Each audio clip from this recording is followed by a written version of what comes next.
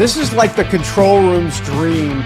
Multiple bump shots coming into the segments, and there they are doing their darndest, their little happy dance, because it is our 2-year anniversary on American Sunrise. Woohoo! Love that.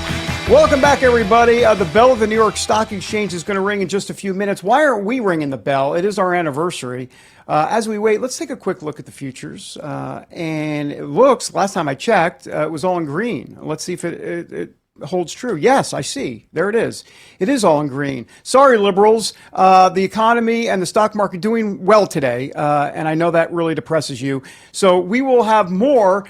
And we will go from the future to the present in just mere moments. Right now, let's go to the present because Emily has a special guest. Oh, we know him, by the way. Hi, Emily. Hi, David. Thank you very much. It is time for our special guest and our dose of dollars and common sense with American Sunrise Early Edition host and the man behind the Jake's Takes Substack, Jake Novak. Thank you so much for joining us. Great to see you, Jake. You know, we saw President Trump and economist Stephen Moore at the White House bring the receipts, so to speak, on inaccurate jobs reports numbers. What did we learn from all of that? Break it down.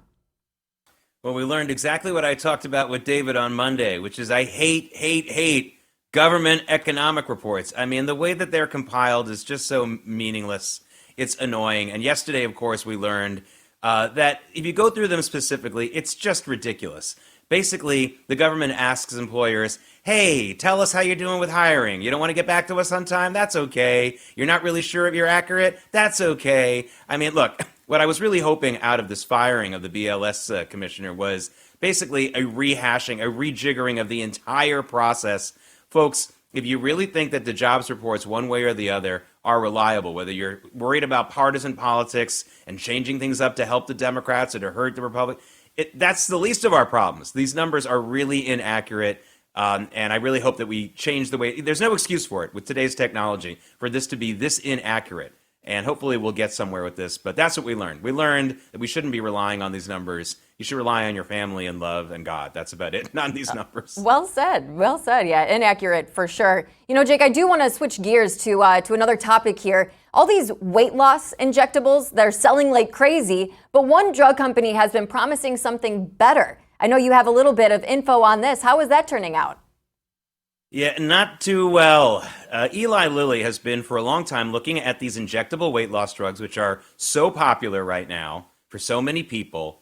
And they're saying, hey, wait a minute, maybe people will be really into it and be willing to pay more, or we'll get even new customers if you churn what you get with the jab with the pill and give it to people orally with the pill. That's what Eli Lilly has been the closest of all the big pharma companies of getting there. Well, yesterday we found out that the average weight loss for the people using their experimental pill is only 12% of their body weight. That's well below what people are getting with the injectable. And a lot of people were quitting the trial because, I'm sure a lot of viewers not surprised, they don't like the side effects. So Eli Lilly shares got pounded really hard in the market yesterday. They went down 7, 8, 9% because investors were really hoping that this would be the company that gets you in pill form what people are doing with the injectables. Listen, I'm not a believer that willpower is the answer for everyone. It's probably the answer for most people. So I'm not really trying to denigrate people using this injectable. I get it. But folks, you got to really look at the side effects, and you also have to understand the cost. And you can never get off them. If you go off it even for a short time, you will gain all the weight back.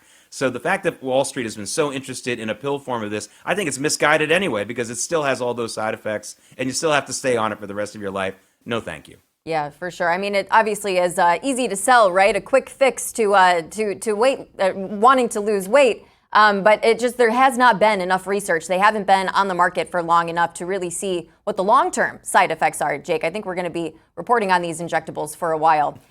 You always say that you have to look at what people with real financial skin in the game are doing about an issue in the news, and not all the chatter. So what does a new natural gas deal in the Middle East tell us? We got a whole bunch of topics that we're covering here today.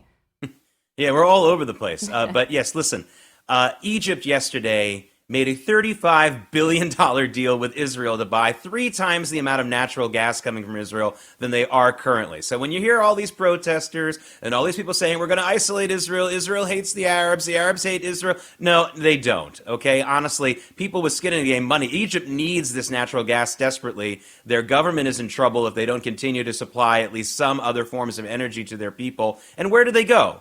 They're going to Israel because that's the most logical place. It's right next door, and they're giving them a good price. And by the way, this is an American deal too. A company called Noble Energy has helped managing this for Israel. So America wins on this one also. So when you see all those protesters in the streets yelling about genocide and all this other nonsense, the reality is the people who live in that region know the score, and they're buying the natural gas because they know that Israel is not a crazy nation, not genocidal, and they need that energy, pure and simple. Oh, well, Jake, we always so appreciate you bringing us the latest from all over the globe. Really appreciate it. It's been so much fun coming on your program, American Sunrise Early Edition this week. What are you going to be keeping an eye on throughout the weekend before your Monday show? Well, I think a really hot story remains this story. You have a president of the United States who, for national security reasons, has called for the resignation of a major company, Intel. This is this guy, Lip Bhutan, who has a tremendous connection to the Chinese Communist Party. I can't believe that the Intel board made him their CEO back in March.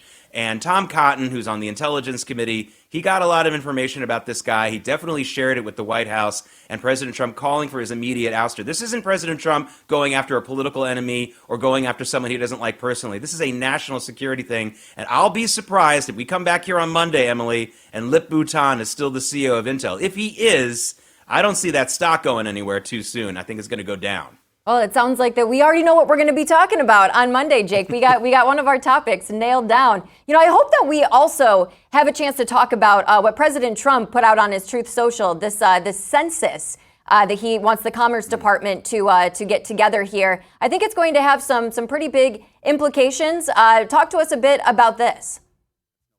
Well, it's about money. I mean, this is something that's been going on for a long time. Big cities and blue states, for years, it isn't just about trying to get them to vote for them and get them, somehow voting illegally and things like that. It's about going to the federal government and saying, hey, we got 10 million gazillion people who live in this city. Some of them are legal, some of them aren't. But we want all of the federal money that we can get based on that population, even though a lot of them aren't citizens.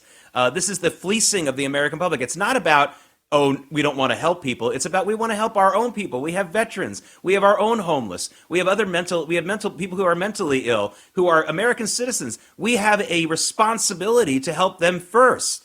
And we can't have cities saying, hey, come on in here so we can jack up our federal funding. And so this is a big story. This is a bigger story than just about voting and partisanship. This is about where our tax dollars go. I want my tax money going to American citizens first. And then we'll worry about other folks. That's where charity starts at home. Get it? And that's really what I think this is about. Jake Novak, a wealth of knowledge on all topics. Thank you so much for joining us. My pleasure. All right, let's head back to David in D.C. for the opening bell at the New York Stock Exchange, sponsored by AMAC. The Association of Mature American Citizens is the conservative voice for Americans 50 and older. AMAC is fighting for the values that you hold dear. Join today. Together, we can write the course of America. And perfect timing because that bell is about to go off any moment. We love Nat sound here because we are television after all. Let's wait for the ding, ding, ding. Hopefully I timed it right. Let's see. Boom. Let's see if I can do it. Is the bell coming? Here it comes. Come on. I messed it up, but it's coming. Don't worry. They're just clapping now. And there it is. Right on cue, every day, Monday through Friday, except federal holidays. Anyhow, that's the stock market. Let's take a look at the what were the futures. They are now the present. I'm going to put on my glasses to look, and look, everything looks to be up. Okay, not everything, but look at gold, up $30. I mean, almost 0.89%. So that's interesting. The Dow, S&P 500, NASDAQ, all up. So reading a little bit about this today, the understanding is that there are going to be some pretty decent gains. Actually, they're calling them modest gains today on the stock market. So we'll wait and monitor that. All right, so is the continued divide between Trump and the Federal Reserve putting us behind the curve again? Can the Fed take the right action at the right time, or are we going to start looking at potential economic slowdowns? And what, by the way, does that mean for your savings? So here's the deal. Consider diversifying with gold up today, big time, through the Birch Gold Group. For decades, gold has been viewed as a safe haven in times of economic stagnation, global uncertainty, and high inflation. And Birch Gold makes it incredibly easy for you to diversify some of your savings into gold. If you have an IRA, or an old 401k, you can convert that into a tax-sheltered IRA in physical gold, or just buy some gold to keep in your safe. First, you got to get educated, though. Birch Gold's going to send you a free info kit on goals. So this is what you do. You text America to the number 989898. Again, text America. Don't text socialism. Text America to 989898. Consider diversifying a portion of your savings into gold. That way, if the Fed can't stay ahead of the curve for the country, at least you can stay ahead for yourself. All right. Coming up, we're getting a dose of cowboy logic with the one and only Donna Fiducia. We're back on the second year anniversary edition of American Sunrise. Why am I bobbing? In just a moment.